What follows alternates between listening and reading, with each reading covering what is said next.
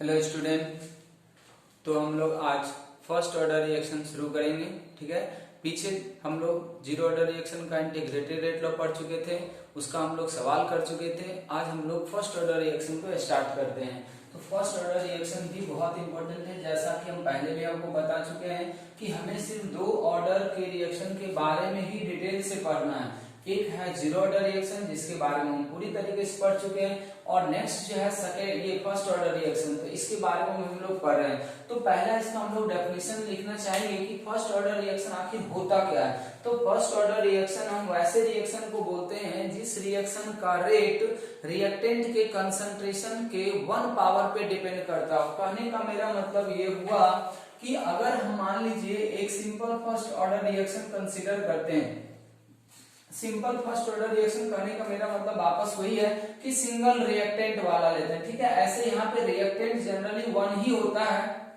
Single reactant पे ही आपको सवाल मिल सकता है ज्यादा, और बहुत होगा तो वो क्या करेगा, कोएफिशिएंट को यहाँ पे चेंज कर सकता है। ठीक है, अब कोई कह सकता है कि हो सकता है हम दो ऑर्डर ये दो रिएक्टेंट वाला भी ले सकते हैं, तो आप ले सकते हैं। तो ओवरऑल रिएक्शन को अगर हमें फर्स्ट ऑर्डर बनाना है दो रिएक्टेंट के साथ, तो हमें क्या करना चाहिए कि एक रिएक्टेंट के रिस्पेक्ट में ऑर्डर हम लोग कितना ले लेंगे, 0 ले लेंगे, और दूसरे रिस्पेक्ट में ऑर्डर कितना ले लेंगे, 1 ले लेंगे। तो कॉम्बिनेशन तो बहुत सारा बनाया जा सकता है, लेकिन जो सबसे मोस्ट कॉमन और सिंपल होता है, क्योंकि हमें इंटीग्रेशन भी तो करना है ना, हमें एक सिंपल फॉर्म चाहिए। इसीलिए ज्यादातर हम लोग के सिलेबस में जो भी आएगा क्वेश्चन वो सिंगल रिएक्टेंट वाला ही आएगा। हाँ, इसका कोएफिशिएंट में वेरिएशन हो सकता है। तो फिलहाल हम अभी आपको सिंगल रिएक्टेंट वाले रिएक्शन का इंटीग्रेटेड रेट लॉ समझाने की कोशिश करते हैं। अब हम पहले भी बताए थे कि आपको चाहे किसी भी रिएक्शन का इंटीग्रेटेड रेट लॉ निकालना हो, तरीका हमेशा एक ही है कि आप पहले उसका दो अलग अलग टाइम पे रिएक्टेंट का कंसंट्रेशन एनालाइज कर लें, फिर डिफरेंशियल रेट लॉ लिख लें, फिर उसको इंटीग्रेट कर दें, अपने आप मिल जाएगा। तो अब हम यहाँ से देखिए शुरू करते हैं। अब सोचिए अगर इसका कोई रेट का एक्सप्रेशन लिखे, रेट का एक्सप्रेशन आप क्या लिखना चाहेंगे, के यहाँ पे रिएक्शन का रेट कांस्टेंट कहलाएगा, रिएक्टेंट का कंसंट्रेशन पे पावर कितना देना होगा, 1। हम 1 क्यों लिए, क्योंकि हम अभी पहले से ही मान चुके हैं ये रिएक्शन का ऑर्डर क्या फर्स्ट ऑर्डर है। हमें पहले से पता होना चाहिए रिएक्शन फर्स्ट ऑर्डर का, तभी ये सारा काम हम लोग कर सकते हैं। तो हम अभी एज्यूम कर लिए। अब बताइए आ गया ना, कंसंट्रेशन का 1 पावर पे रेट डिपेंड कर रहा, इसलिए हम लोग इसको क्या बोलते हैं, फर्स्ट ऑर्डर। कोई कहेगा सेकेंड ऑर्डर रिएक्शन का डेफिनेशन लिखिए, फिर यही भी यही कर देंगे, सेकेंड पावर ऑफ कंसंट्रेशन कर देंगे। तो अब हमें इंटीग्रेटेड रेट लॉ निकालना है इसका। तो फिलहाल हम लोग क्या कर सकते हैं, t = 0 लेंगे, इसका कंसंट्रेशन मान लीजिए a, ठीक है, या a0 भी मान सकते हैं, इसका तो 0 रहा होगा। अब सोचिए किसी टाइम t के बाद, किसी टाइम t के बाद इसका घटा होगा, तो जब कोएफिशिएंट अभी 1 है तो इसमें हम लोग कितना घटा देंगे, x घटा देंगे, ये कितना बन जाएगा, x बन जाएगा। ठीक है, अब हम लोग आते हैं रेट का एक्सप्रेशन लिखते हैं। अब सोचें कि रेट बराबर हम लोग क्या लिखें, k into concentration of a पे पावर 1। अब यहाँ पे देखें जीरो ऑर्डर और फर्स्ट ऑर्डर रिएक्शन में फर्क क्या हो जाएगा। रेट को हम लोग और क्या लिखते हैं, हम देखें रेट को हम लोग क्या लिखते हैं, dx/dt। रेट को हम लोग क्या लिखते थे डिफरेंशियल फॉर्म में, dx/dt।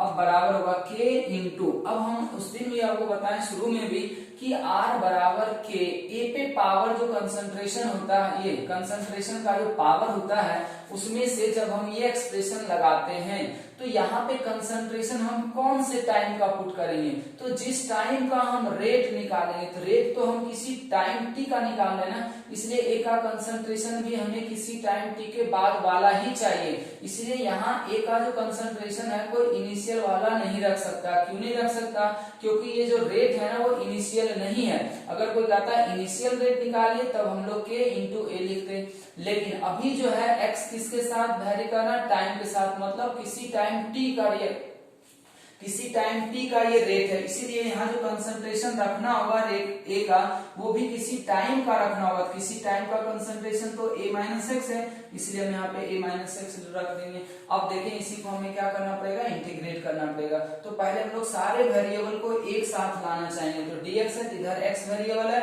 तो a-x इसको हम यहाँ पे कर देना चाहेंगे, बराबर हो जाएगा k इंटू dt। अब इसका हमें क्या करना होगा, इंटीग्रेशन करना होगा।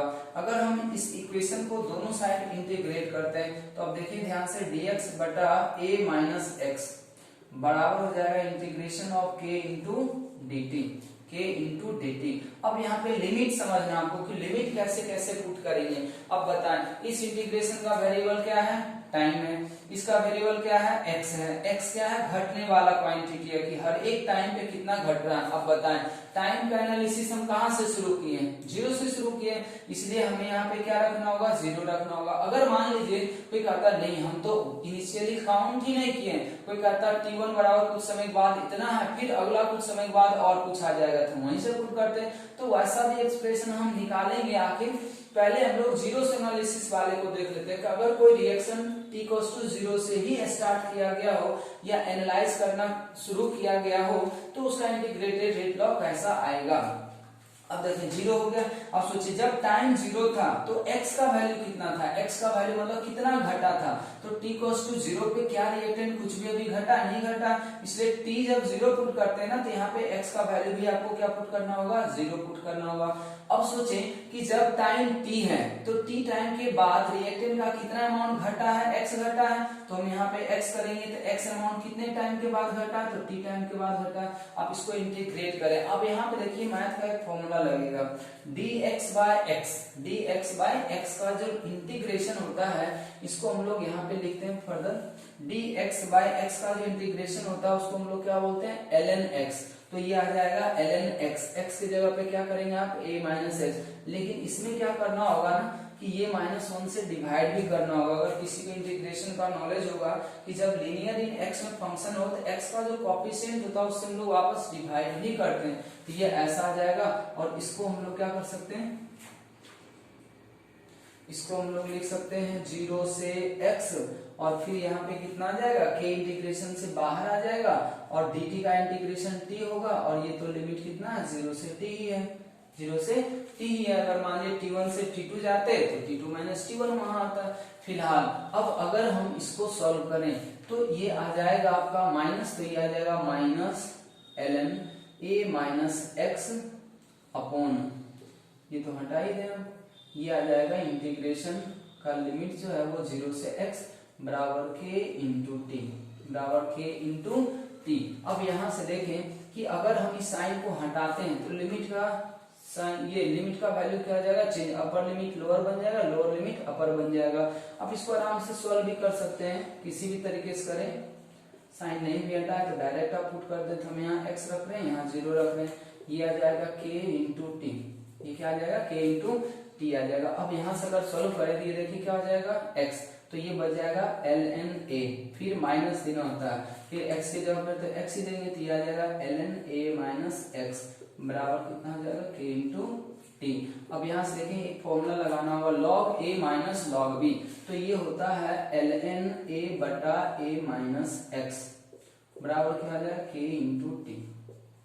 देखिए इंटीग्रेटेड रेट लॉ जो है ना बहुत तरीके से लिखा जाएगा, आप कोई एक एक्सप्रेशन याद रखें उसके बाद आगे वहां से हम लोग कर सकते हैं। एक एक्सप्रेशन आपका ये भी हो सकता है, एक एक्सप्रेशन को ऐसे भी रख सकता है। अब सोचें कि a माइनस एक्स को आप क्या बोलते हैं, t टाइम के बाद रिएक्टेंट का बचा हुआ कंसंट्रेशन, और इसी को हम लोग सिंबॉलिक फॉर्म में क्या लिखते थे, at लिखते थे या नहीं लिखते थे, तो क्या हम इसी को ऐसे भी लिख सकते हैं क्या, ln a upon a not कर देते हैं सब जगह पे, इसको आप a नॉट कर दें या a ही रखें, बहुत जगह चेंज करना पड़ेगा आपको, a अपॉन ये क्या हो जाएगा 80 बराबर कितना आ जाएगा k into T, k into T. तो कोई ऐसे भी याद रख सकता है, आप अलग से याद रखें कि 80 बराबर कितना हो जाता है a माइनस एक्स होता है, ये इसका दूसरा एक्सप्रेशन भी हो सकता है। ठीक है, दोनों एक ही चीज है, बस हम लोग a माइनस एक्स की जगह पे क्या रख दिए हैं 80 रख दिए हैं।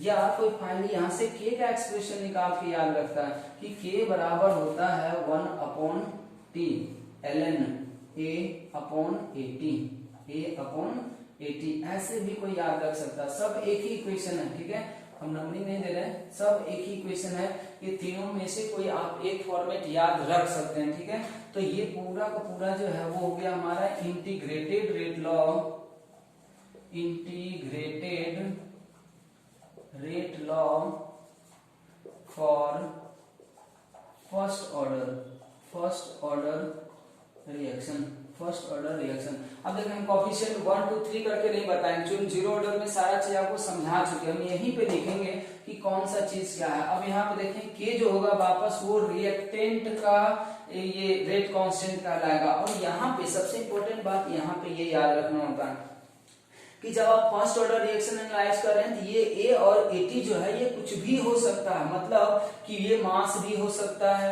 मोल भी हो सकता है, वॉल्यूम भी हो सकता है, प्रेशर भी हो सकता है, कंसंट्रेशन भी हो सकता है, इवन एंगल ऑफ रोटेशन भी होता है, वो सब चीज आगे हम लोग देखेंगे। लेकिन जीरो ऑर्डर रिएक्शन में यहाँ पे आप कभी मास यूज नहीं कर सकते इस एक्सप्रेशन में कि टी बराबर ए नॉट माइनस एक्स, ये लीनियरली ही होता है, ठीक है। एटी बराबर ए नॉट माइनस एक्स जो है या एटी बराबर ए नॉट माइनस के टी जो है ये लीनियरली होता है। तो इसमें आप ये सब जो है ना वो बहुत आप क्या कर सकते हैं, प्रेशर यूज कर सकते हैं, मोल बहुत हो सकता है यूज कर सकते हैं, कंसंट्रेशन, लेकिन आप ये मास नहीं यूज कर सकते हैं, ठीक है। चूंकि ये घटने वाला क्वांटिटी क्या था, मोल था, इसलिए हम लोग कंसंट्रेशन लिखते हैं। लेकिन चूंकि यहाँ रेशियो है और वो भी तो एक ही सब्सटेंस का होगा ना, जैसे ये रिएक्टेंट ए के लिए ही है तो ए का हम यहाँ मास रखें या फिर मोल रखें या फिर हम लोग प्रेशर रखें, कोई दिक्कत नहीं है।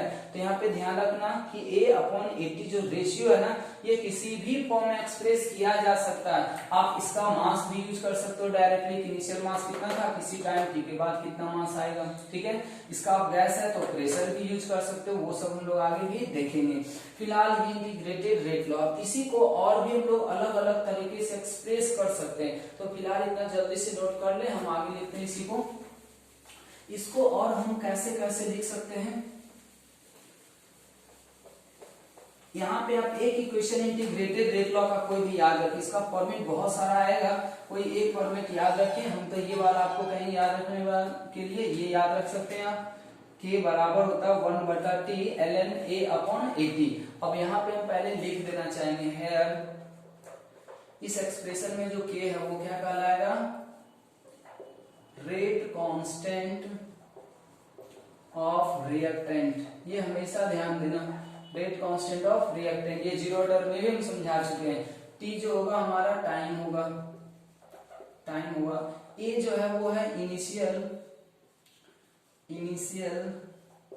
कंसंट्रेशन। हम देखिए मैं कंसंट्रेशन लिख रहे हैं लेकिन ये जरूरी नहीं है, इनिशियल कंसंट्रेशन भी हो सकता है, मोल भी हो सकता है, इवन मास भी हो सकता है, ETC और भी बहुत सारा चीज आप कुछ भी यहाँ पे यूज कर सकते हैं। उसी तरह से 80 जो होगा यहाँ पे क्या होगा, इनिशियल नहीं,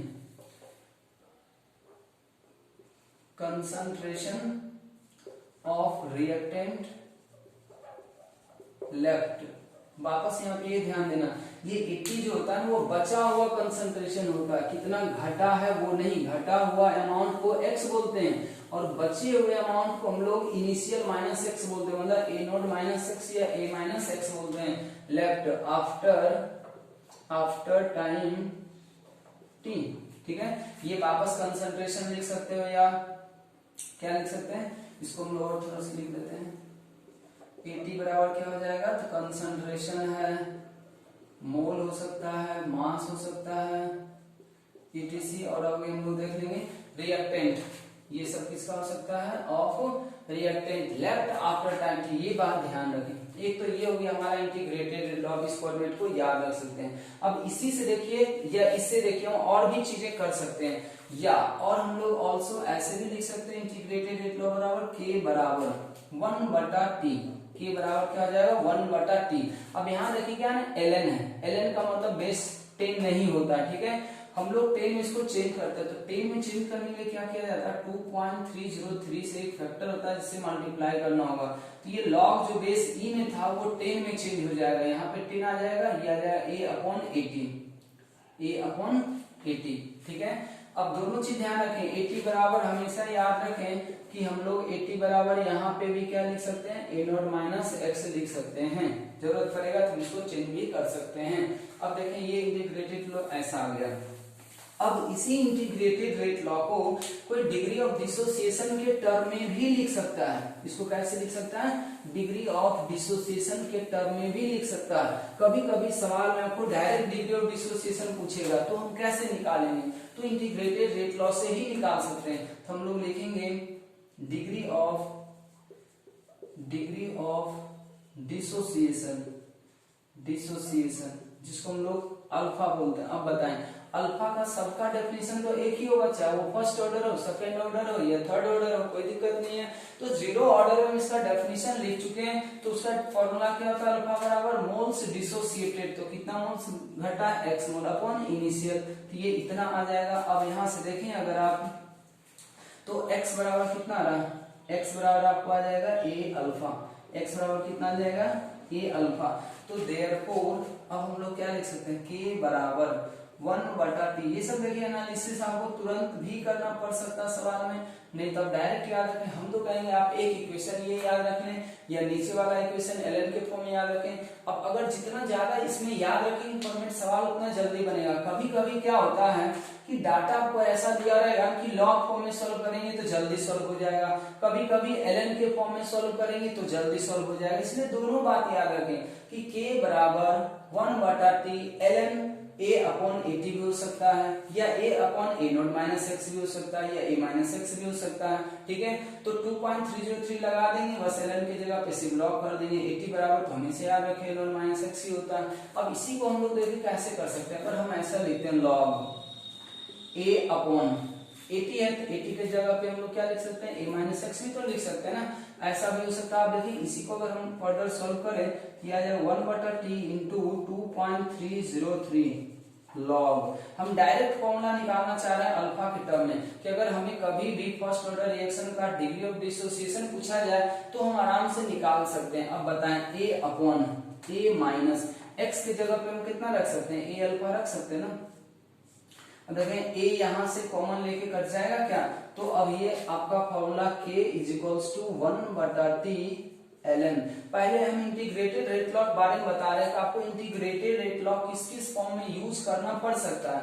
ये आ जाएगा k equals to 1/t into 2.303 log 1/1 minus alpha.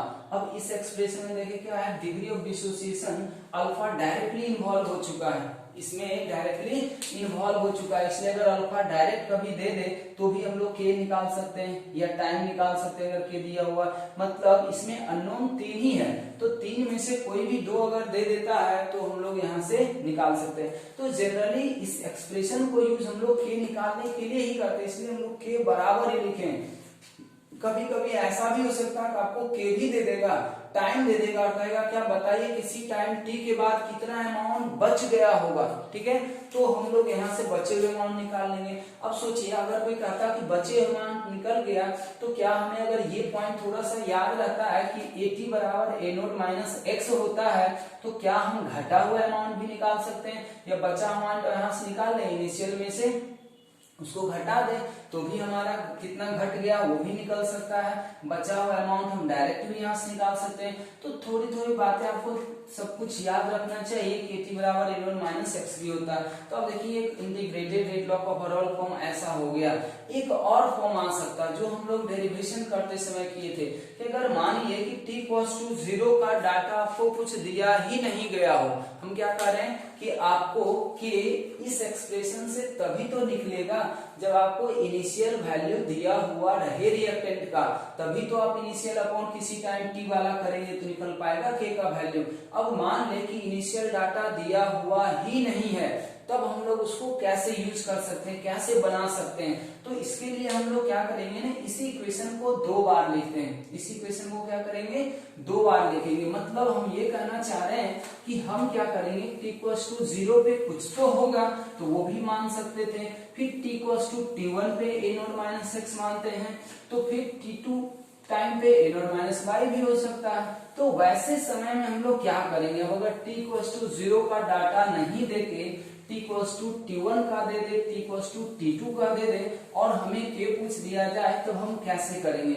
तो हम क्या करते हैं ना कि ऊपर जो एक्सप्रेशन उसी 2 बार लिखते हैं। हम लोग ऐसे लिखेंगे, नाउ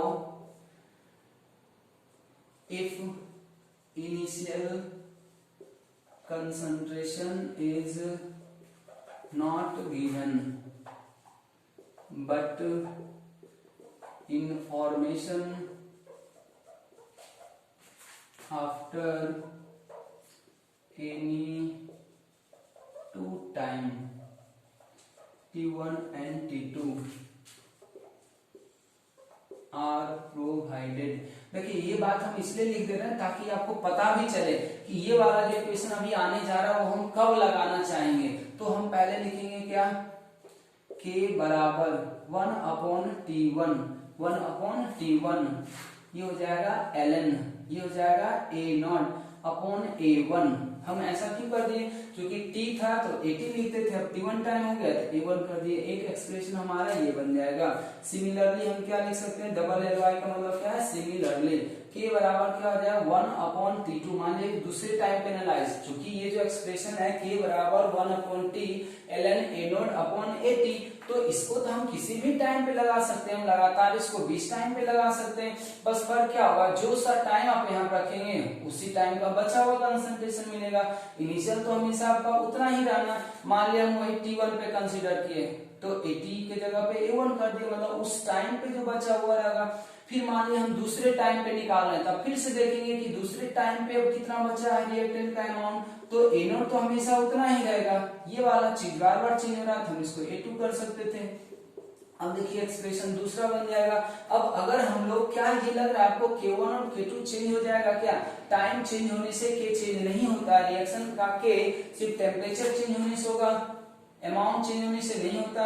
कैटलिस्ट को चेंज करेंगे तो ऐसा हम कुछ यहाँ कर ही नहीं रहे, इसलिए ये दोनों के सेम ही रहेगा, चाहे आप कितना भी टाइम पे निकालें। इंटीग्रेटेड रेट लॉ हमेशा के एक रिएक्शन के लिए फिक्स ही होगा, अगर टेम्परेचर चेंज नहीं हो रहा है तब टेम्परेचर चेंज होगा, तब फिर K1 K2 आपको करना पड़ेगा। हम क्या कर रहे हैं कि अब इसको हम लोग क्या करते हैं ना 2 - 1 कर देते हैं, 2 - 1 करते हैं। तो 2 - 1 अगर करेंगे तो आप सोचें यहाँ से क्या आ जाएगा, इसको हम लोग KT2 तो यहाँ से मेरे समझ से लग रहा है K × T2 - T1 हो जाएगा, K T2 - T1 आप घटा देखें, या इसको आप इधर पहले गुना कर दें उसके बाद घटा दिए तो ये ऐसा आ जाएगा। ठीक है, अब बराबर आएगा। अब देखिए ये माइनस ये होगा, तो ये माइनस ये करने का मतलब हम यहाँ पे ऐसा लिख देते हैं A2 - ln A0/A1। हम देखिए इधर डायरेक्ट हम समझते हैं इतना सभी लोग कर लेंगे। हम कर क्या रहे हैं, किसी को K T2 लिख दिए, इसी को K T1 लिख दिए, तो सोचे K T2 - K T1 करेंगे तो K तो दोनों से बाहर आ जाएगा ना, तो K बाहर आ गया, T2 - T1 हो गया। अब देखें ये अगर हम log A मानते हैं माइनस log B मानते हैं तो ये कितना हो जाएगा, log A/B होता है, तो log A का मतलब A0/A2। फिर इसी में नीचे करना होगा भी, इसका मतलब A0/A1। अब अगर इसको आप सॉल्व कर दें तो आपको मिलेगा कि T2 - T1 बराबर ln ऑफ A1/A2। तो ये एक ऐसा आपको integrated rate of first order reaction का दिख सकता है। लेकिन ये इक्वेशन आप कब यूज करेंगे के निकालने के लिए, जब आपको इनिशियल कंसंट्रेशन के बारे में इंफॉर्मेशन ना देके किसी दो अलग अलग टाइम के बारे में इंफॉर्मेशन दिया हुआ रहे, तब आप के निकालने के लिए इस एक्सप्रेशन का यूज करेंगे। मतलब की बात ये कि T2 जो है उस टाइम का बचा हुआ रिएक्टेंट का अमाउंट, उल्टा आ रहा है क्या, नहीं, T2 - T1 है तो ऊपर क्या करेंगे T1 अमाउंट पे, T1 टाइम पे बाद कितना बचा था और नीचे फिर T2 टाइम के बाद कितना अमाउंट बचा है। ऑब्वियस है कि ये जो रेशियो आपको आ रहा होगा क्या आएगा, 1 से ज्यादा आएगा। 1 से ज्यादा हम क्यों कर रहे हैं, क्योंकि A1 जो है वो T1 टाइम का, तो पहले टाइम पे ज्यादा बचा होगा, बाद में ये कम बचा होगा, ऐसा भी लिख सकते हैं। या आप इसी को फर्दर और क्या कर सकते हैं, लॉग में भी लिख सकते हैं, तो आपको फिर ये एक्सप्रेशन ऐसा भी दिख सकता है। अब देखने से भले लग रहा हो कि कितना सारा इक्वेशन हम कर रहे हैं, लेकिन एक छोटा सा इक्वेशन है K बराबर 1/T ln 1, ये A0/AT कर सकते हैं आप। अब इसी को आप जैसे लिखे, कभी लॉग में लिखते हैं, कभी हम लोग ln में लिखते हैं, तो इसी को हम लिख सकते हैं 2.303 log A1/A2। अब यहाँ पे हम लोग लिख देना चाहेंगे कि A1 क्या था, A1 था रिएक्टेंट का बचा हुआ कंसंट्रेशन ऑफ रिएक्टेंट लेफ्ट। ये सब टर्म आपको हमेशा ध्यान रखना होगा, ये सब निकालते समय बहुत गलती होता है। क्वेश्चन में कहेगा इतना % कंप्लीटेड, तो इतना % कंप्लीट हुआ तो उतना % आप मत रखें, आप ये रखें कि उतना % अगर कंप्लीट हो गया तो बचा कितना, चूंकि ये कंप्लीटेड अमाउंट यहाँ पे नहीं रखा था बल्कि रिएक्टेंट का बचा हुआ अमाउंट रखा था, कितना बच गया कितना खत्म हुआ है वो नहीं रखना है। Concentration of reactant after time t1, ठीक है। और A2 जो है यहाँ पे वो है कंसंट्रेशन, हम डॉटेड कर दे रहे हैं, कंसंट्रेशन ऑफ रिएक्टेंट लेफ्ट, ये चीज ध्यान रखें, लेफ्ट आफ्टर टाइम t2, और के तो हमारा रेट कांस्टेंट है। तो मोस्टली ये इतने फॉर्म में आपको इंटीग्रेटेड रेट लॉ को यूज करना पड़ सकता है, और इसी सब सवाल यही सब इक्वेशन से हमारा क्या बनेगा, सवाल बनेगा। तो फाइनली हम एक बार एक जगह पे इंटीग्रेटेड रेट लॉ लिख दे रहे हैं आपको, फाइनली आप उसको याद भी रख सकते हैं। उसके बाद हम इसका और भी अभी बहुत सारा चीज निकालने की कोशिश करते हैं फर्स्ट ऑर्डर रिएक्शन का। फिलहाल अगर हम इंटीग्रेटेड रेट लॉ का फॉर्म देखना चाहे, इक्वेशन तो एक ही है, बट उसी को क्वेश्चन के रिक्वायरमेंट के अनुसार हम अलग अलग फॉर्म में यूज करते हैं। तो वो फॉर्म हम पहले ही आपको थ्योरी फॉर्म में बता रहे हैं, ताकि जब क्वेश्चन आए ना तो उसमें करने में आपको थोड़ा आसानी हो, आपके माइंड में पहले से सेट रहे कि हाँ ऐसा भी फॉर्मेट किया जा सकता है। तो हम फाइनली लिख रहे हैं, so different form of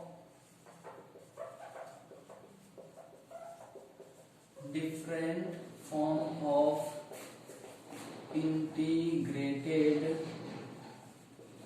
rate law for first order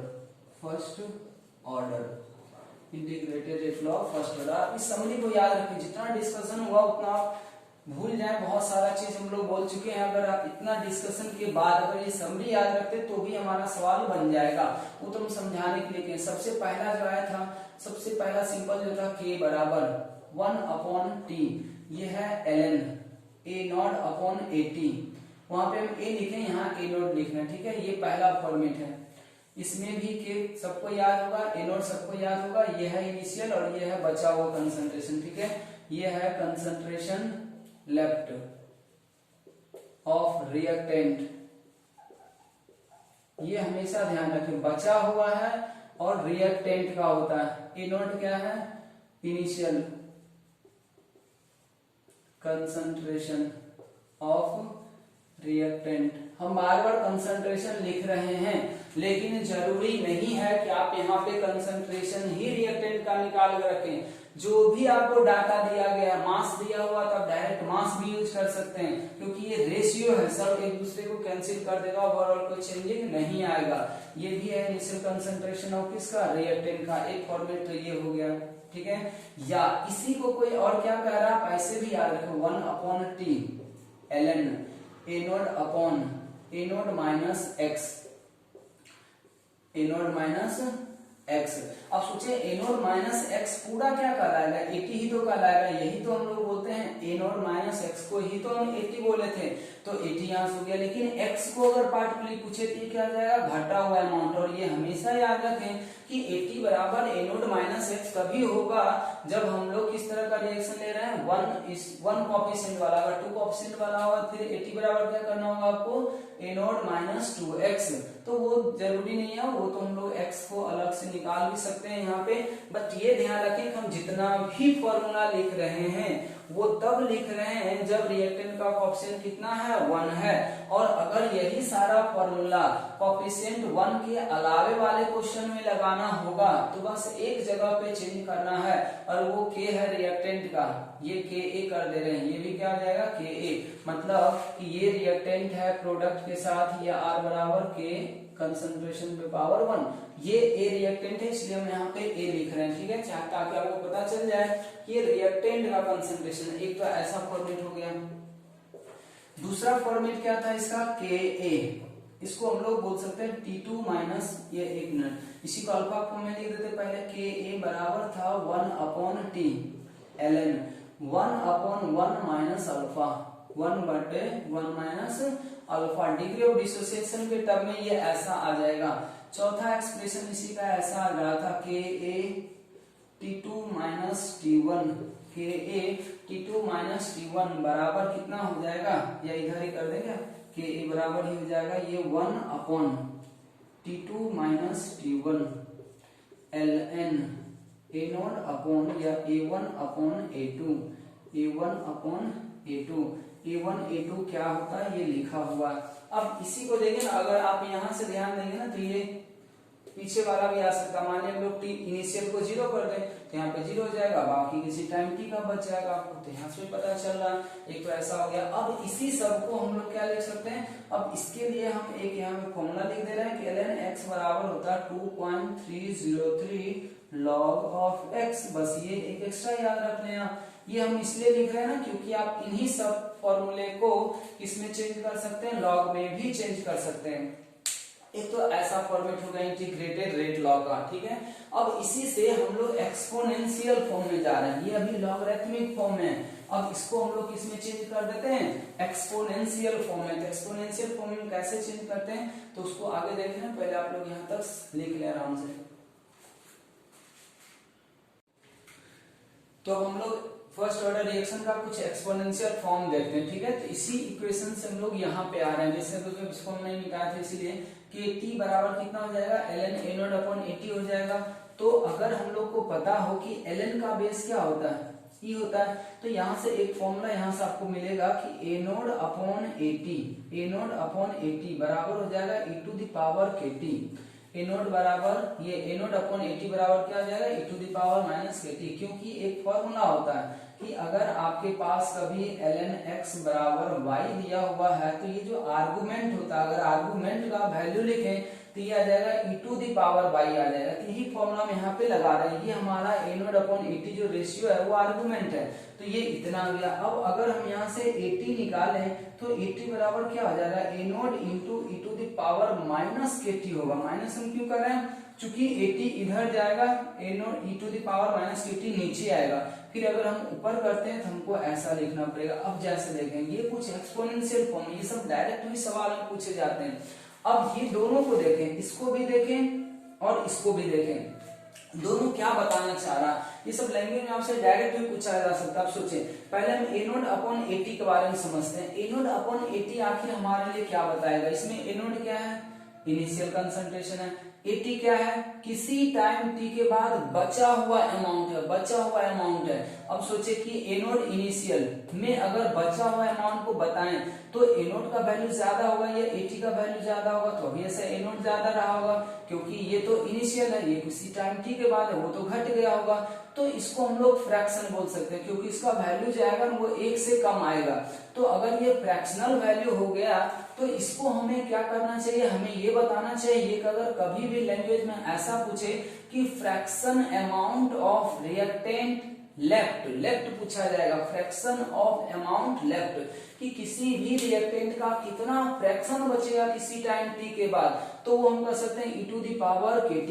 वो हम लोग क्या कर सकते हैं, e to the power kt कर सकते हैं। ये तो ये हो गया। दूसरा at क्या है, at है बचा हुआ अमाउंट। तो किसी टाइम t के बाद जो रिएक्टेंट का अमाउंट बचता है वो देखिए किस फॉर्म में जा रहा है, एक्सपोनेंशियल फॉर्म में जा रहा है। जबकि वहां पे अगर हम लोग लिखते थे t वैल्यू तो a0 माइनस x और a0 माइनस kt, at बराबर अगर आप x के फॉर्म में लिखेंगे तब तो हमेशा आपको a0 माइनस x ही दिखेगा, या a0 माइनस 2x दिख जाए। लेकिन जब k के फॉर्म में लिखते हैं तब यहाँ पे वेरिएशन आपको दिखेगा। जीरो ऑर्डर रिएक्शन में at बराबर होता था a0 माइनस kt, जबकि फर्स्ट ऑर्डर रिएक्शन में at बराबर क्या आएगा, a0 into e to the power minus kt आएगा। तो यहाँ पे ध्यान दे, पहले इसी को लिख देते लैंग्वेज में, फिर इसको लिखते हैं। a0 अपॉन at को हम लोग क्या बोल सकते हैं, that is fractional amount of reactant left. ये ध्यान रखें, लेफ्ट अमाउंट है, ठीक है। इसी को हम लोग क्या बोल सकते हैं शॉर्ट में, a0 upon at is equal to e to the power kt is equals to e to the power kt। ये सब डायरेक्ट भी आपसे पूछा जा सकता है, ये सब नोट बनाकर आप याद भी रख सकते हैं। ये सब लैंग्वेज में डायरेक्ट पूछेगा आपको, ठीक है। ऑल्सो हम लोग यहाँ पे क्या कर सकते हैं, at बराबर आ जाएगा आपको a0 into e to the power minus kt। at बराबर कितना आ जाएगा, a0 into e to the power minus kt। ये देखिए एक्सपोनेंशियल पैटर्न फॉलो कर रहा है। at क्या है, रिएक्टेंट का बचा हुआ अमाउंट है किसी भी टाइम के बाद। ये किस तरह का फॉर्म है, एक्सपोनेंशियल है, एक्सपोनेंशियल रिलेशन है ये, ठीक है। एक्सपोनेंशियल रिलेशन और लेफ्ट है, लेफ्ट अमाउंट है, अमाउंट ऑफ रिएक्टेंट लेफ्ट।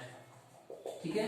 एक तो ये हो गया जो एक्सपोनेंशियल फॉर्म, आप एक इसको याद रख सकते हैं। दूसरा एक ये भी पूछा जा सकता है आपको कि अल्फा का वैल्यू बताइए एक्सपोनेंशियल फॉर्म में कितना होगा। अल्फा मतलब क्या होता है, डिग्री ऑफ डिसोसिएशन, या उसी को अगर हम लैंग्वेज में चेंज करें तो उसको हम ये बोल सकते हैं फ्रैक्शन ऑफ अमाउंट डीकंपोज। ये देखिए यहाँ है fraction of amount left, fraction of amount क्या लेफ्ट है, जबकि अल्फा जो होता है किसी भी रिएक्शन का क्या होता है, फ्रैक्शनल अमाउंट डिकम्पोज होता है। तो हम कैसे निकाल सकते हैं, वो तो आप यहां से भी निकाल सकते हैं या हम इसी से जा सकते हैं।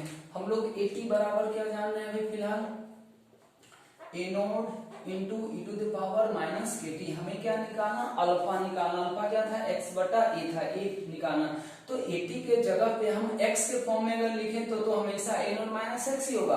KT के फॉर्म में ऐसा आएगा, लेकिन x के फॉर्म में AT का वैल्यू हमेशा a नोट माइनस x ही आएगा। लेकिन कब, जब रिएक्शन का कोएफिशिएंट 1 हो रिएक्टेंट का, तो ये आ जाएगा a naught into E to the power minus of KT। अब यहाँ से x निकालने की कोशिश करते हैं, तो x बराबर देखो कितना आ रहा है, a naught minus A naught into E to the power minus कितना आ जाएगा KT। तो क्या यहाँ से हम ए नोट कॉमन ले सकते हैं, 1 minus E to the power minus कितना गया KT, ये आ गया x। अब यहाँ भी आप याद रख सकते हैं x हमारा क्या था, घटने वाला अमाउंट था या प्रोडक्ट का अमाउंट बढ़ने वाला था। तो हम पहले भी बताया था आपको जीरो ऑर्डर रिएक्शन में भी कि अगर किसी भी रिएक्शन का रिएक्टेंट जिस पैटर्न से घटता है उसका प्रोडक्ट भी उसी पैटर्न से बढ़ता है। तो आप अगर जीरो ऑर्डर रिएक्शन याद रखें तो रिएक्टेंट के घटने का जो पैटर्न था वो लीनियर था, किस इक्वेशन को फॉलो कर रहा था, तो AT बराबर a नोट माइनस KT को फॉलो कर रहा था। तो प्रोडक्ट किस तरह से बढ़ रहा था, प्रोडक्ट का जो बढ़ने वाला अमाउंट होता है उसको हम x बोलते हैं, ठीक है। x हो जाए, 2x हो जाए, 3x हो जाए, वो डिपेंड करता है कि कोएफिशिएंट कितना है, बट x का वैल्यू हमेशा प्रोडक्ट के बढ़ने के अमाउंट को बताता है। तो वो आया था सीधा KT, वो भी लीनियर पैटर्न था। तब यहाँ पे देखें कि रिएक्टेंट का अमाउंट जो घट रहा है वो कैसा पैटर्न फॉलो कर रहा है, एक्सपोनेंशियल। तो प्रोडक्ट का जो अमाउंट बढ़ रहा है वो भी कैसा पैटर्न फॉलो कर रहा है, एक्सपोनेंशियल। मतलब ये है that is amount of product. और ये भी कैसा है, इट ऑल्सो फॉलोज एक्सपोनेंशियल, ये भी एक्सपोनेंशियल पैटर्न को फॉलो कर रहा है। तो ये एक कॉमन थिंग होता है कि किसी भी रिएक्शन का रिएक्टेंट जिस तरह से घटेगा उसका प्रोडक्ट उसी फॉर्म में बढ़ेगा भी। ये सब बात आप अलग से याद रखेंगे, हम अलग से टॉपिक दिए एक्सपोनेंशियल फॉर्म। तो फर्स्ट ऑर्डर रिएक्शन में कितना एक्सपोनेंशियल फॉर्म होता है वो सब आप अलग से याद रखेंगे, क्योंकि ये सब डायरेक्ट पूछता है, इससे आप मैथमेटिक्स सॉल्व नहीं कर सकते, क्योंकि ई के पावर में सारा चीज आएगा। वैसा आंसर अगर दिया हुआ है तब आप इस तरह के क्वेश्चन में यूज करें, वरना जो हम पहले इंटीग्रेटेड रेट लॉ का फॉर्म लिख चुके हैं LL के फॉर्म में, या उसी को जरूरत पड़ेगा क्वेश्चन सॉल्व करते समय तो लॉग में भी चेंज कर सकते हैं। अब इसी को हम ऐसा लिख सकते हैं, देखो x बटा a नॉट, इसी को इधर कर दिए तो ये कितना रहा, 1 upon E to the power minus of कितना KT। अब यहाँ से देखें x अपॉन a को हम क्या बोल सकते हैं, x अपॉन a को बोलेंगे अल्फा, x अपॉन a को क्या बोलते हैं, अल्फा। तो अल्फा बराबर जाएगा 1 E to the power minus KT। अगर आपको डायरेक्ट पूछता है degree of dissociation first order का बताइए क्या होगा, तो ये ऐसा आ जाएगा 1 minus E to the power minus KT। या इसी को कोई लैंग्वेज में पूछ सकता है, अल्फा है क्या, देखें x क्या है, घटा हुआ अमाउंट, ये क्या है, इनिशियल है, तो ये कम होगा ये ज्यादा होगा, फिर ये फ्रैक्शन बनेगा। तो फ्रैक्शन ये किसका, घटा हुआ है, इसलिए हम लोग ऐसे लिखते हैं that is fraction of reactant decompose, घटा हुआ है, decomposed after any time t बराबर कितना हो जाएगा, 1 minus E to the power minus KT। ये तो एक बार जेई में पूछा भी जा चुका है। तो इसी तरीके से बाकी एक्सप्रेशन भी पूछे जा सकते हैं, इसलिए एक्सपोनेंशियल फॉर्म में जितना रिलेशन वो हम एक साथ लिख रहे हैं। एक और एक्सपोनेंशियल इक्वेशन बन सकता है, वो क्या है, रेट। अब सोचिए कि अगर हम रेट का एक्सप्रेशन लिखें किसके लिए, फर्स्ट ऑर्डर रिएक्शन के लिए, आपको पता होगा कि जीरो ऑर्डर ऐसा रिएक्शन है जिसका रेट टाइम के साथ चेंज नहीं होता। क्यों नहीं होता, क्योंकि उसका रेट जो है ना कंसंट्रेशन पे डिपेंड ही नहीं करता, और कंसंट्रेशन और रेट के ये टाइम और रेट के बीच में इसीलिए रिलेशन भी आता है क्योंकि रेट कंसंट्रेशन के साथ रिलेटेड होता है और कंसंट्रेशन टाइम के साथ घटते रहता है, लेकिन रिएक्टेंट चूंकि यहाँ पे जीरो ऑर्डर में पावर ही जीरो हो जाता है, इसलिए यहाँ से इंडिपेंडेंट हो जाता है। लेकिन अगर हम बात करें ये फर्स्ट ऑर्डर रिएक्शन का, तो ये R बराबर ऐसा लिखेंगे। अब सोचिए इस इक्वेशन को हम जब भी लगाने आपको बोलते हैं तो एक ही हम बात कहते हैं कि आपको जिस समय का रेट निकालना है उसी समय का रिएक्टेंट का कंसंट्रेशन रखना होगा। तो सोचिए आप इनिशियल रेट निकाल रहे हैं, क्या इनिशियल रेट नहीं निकाल रहे हैं, तो इनिशियल रेट निकालते हैं K इंटू ए नॉट हो जाता है, चूंकि इनिशियल कंसंट्रेशन इतनी। अगर किसी टाइम T के बाद का रखना चाहते हैं तो आपको क्या करना होगा, रेट बराबर K इंटू ए का जो कंसंट्रेशन है वो किसी टाइम T के बाद रखना होगा, किसी टाइम T के बाद का एक्सप्रेशन ये है, इसीलिए हम ऐसा लिख सकते हैं RT बराबर किसी टाइम T का रेट है K into A naught into E to the power minus K T. हम ऐसा क्यों कर रहे हैं, पहले हम यहाँ पे ऐसे लिख देंगे के इंटू यहाँ पे हमें एटी रखना होगा, क्यों, क्योंकि किसी टाइम टी के बाद का रेट है, इसीलिए ये आ जाएगा के इंटू एटी बराबर कितना हो जाएगा, ए naught into minus K T. अब सोचिए इसी को अगर हम लोग ऐसे लिखे तो क्या ऐसे नहीं लिख सकते, के इंटू ए नॉट क्या हो सकता है, आर आई हो सकता है, क्या इनिशियल रेट और गुना ई to the power minus K T. तो ये देखिए ये भी कैसा है, एक्सपोनेंशियल है, ये भी कैसा है, एक्सपोनेंशियल फॉर्म है,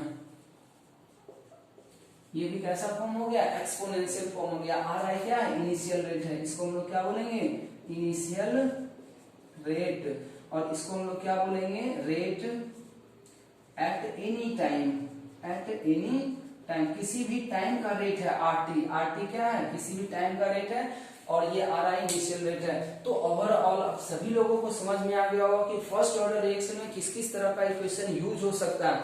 पहले हम बात किए थे इंटीग्रेटेड रेट लॉ का, हम एक बार फाइनली समराइज कर दे रहे हैं। इंटीग्रेटेड रेट लॉ का एक्सप्रेशन आप याद रखें, आपको एक इक्वेशन याद रख लें, उसी से आप चेंज करते चले जाएं। तो हम एक इक्वेशन आपको जो प्रीफर कर रहे हैं वो हम बता रहे हैं ये कि के बराबर याद रखें 1/t ln A not upon eighty. Word सबका ध्यान रहे कि के क्या है, तो रिएक्टेंट का कंसंट्रेशन, ए नॉट क्या है, रिएक्टेंट का इनिशियल कंसंट्रेशन, या मास भी हो सकता है, वॉल्यूम भी हो सकता है, ये रिएक्टेंट का ही होगा, कुछ भी आप यूज कर लें, लेकिन दोनों एक ही होना चाहिए। ऐसा नहीं ऊपर वॉल्यूम और नीचे प्रेशर, ऐसा नहीं, ऊपर वॉल्यूम तो नीचे भी वॉल्यूम, ऊपर मास तो नीचे भी मास। तो ए नॉट हो गया इनिशियल। एटी क्या होता है, एटी होता है किसी भी टाइम टी के बाद रिएक्टेंट का बचा हुआ अमाउंट, कितना बच गया है, कितना खत्म हुआ वो मत रखिएगा, हमेशा बचा हुआ अमाउंट को रखना है, ठीक है। और उसी को हम लोग अलग अलग फॉर्म में यूज कर सकते हैं। जरूरत पड़ेगा सॉल्व करते समय तो उसको हम लोग 2.303 से मल्टीप्लाई कर देंगे, ln की जगह पे लॉग रख देंगे, तो वो उससे हम लोग मैथमेटिकली सवाल को सॉल्व करेंगे जो हम लोग एक साथ लिखे थे। बाकी जो एक्सपोनेंशियल फॉर्म का इक्वेशन है, जिसके बारे में आपको बता चुके हैं कि किसको क्या बोलते हैं, ये सब टर्म भी बहुत जरूरी याद है रखना, क्योंकि ये सब टर्म के फॉर्म में ही पूछेगा आपको सवाल। तो सबको हम लोग अलग अलग डिस्क्राइब कर चुके हैं, तो हम समझते हैं इतना सभी लोगों को बात समझ में आ गया होगा। तो ये फर्स्ट ऑर्डर रिएक्शन के इंटीग्रेटेड ड्रॉ से रिलेटेड था। अब वापस हम फिर यही सारे इक्वेशन का हम ग्राफ भी ड्रॉ करेंगे, जब ग्राफ इसका पढ़ेंगे तो, और इससे हम लोग कुछ टाइम भी निकालेंगे। हम पहले बताए थे कि अगर कोई भी टाइम निकालना कंसंट्रेशन के लिए तो वो इंटीग्रेटेड रेट लॉ यूज करते थे। जीरो ऑर्डर में भी यही काम किए थे, यहाँ भी हम यही काम करेंगे। तो इसमें भी हम लोग लाइफ टाइम और हाफ लाइफ स्पेशली देखेंगे, या 75% भी देखेंगे, और इसमें कुछ और इम्पोर्टेंट टाइम होता है। मतलब अगला जो हमारा टॉपिक रहेगा वो टाइम से रिलेटेड रहेगा कि जीरो ऑर्डर रिएक्शन में कुछ इंपॉर्टेंट टाइम को हम कैसे कैलकुलेट करते हैं। तो आज के वीडियो लेक्चर में हम लोग यहाँ तक ही करते हैं। नेक्स्ट वीडियो लेक्चर में हम लोग इसके टाइम के बारे में पढ़ेंगे, फिर इसका ग्राफ ड्रॉ करेंगे और तब फिर हम लोग इसका सवाल करेंगे।